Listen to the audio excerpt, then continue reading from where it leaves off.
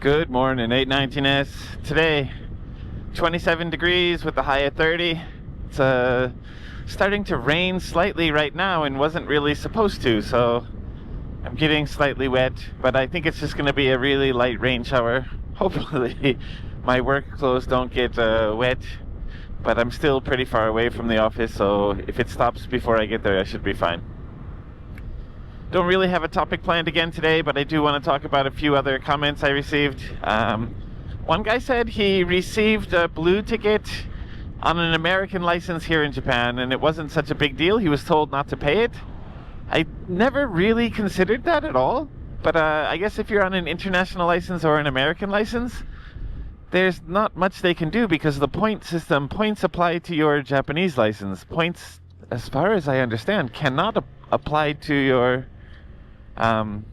points cannot apply to your American license, Japanese points. So I think that's a interesting thing to consider, but I would say to anyone who's driving here on an international or an American license, I don't know how you drive on an American license without being international, but I won't talk about that right now. I would say pay it, because I think it could put you in some other kind of legal predicament, potentially losing your visa or deportation or something like that. I don't know the exact rules. I'm really just reaching on that, but I think if you plan on being in Japan in the long term, it's going to be better for you to pay it. And then another comment was about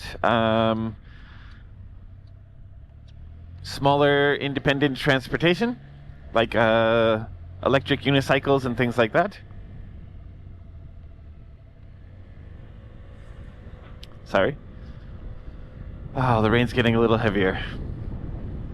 Yeah, I thought that when kind of boosted boards and those electric skateboards were starting to get popular in the US, I thought that that was going to be a thing here, but they never really materialized. Maybe I've seen one or two people riding an electric skateboard, and the electric unicycles I don't see at all. The two-wheel side-by-side, what are they calling, hoverboards? They were popular for a really short time, and they seem to have lost their popularity, but people never really used them to travel around. It was more something kids played with in their house or in the street in front of their house. It was never really considered transportation. There may have been people who used it, but I think it wasn't a common thing.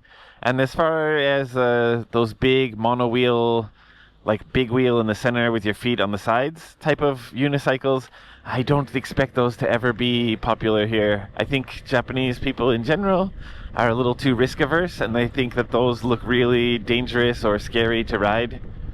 I can't imagine most people I know wanting to ride them. I'm going to have to stop and put my rain jacket on. This is getting a little too heavy for me now.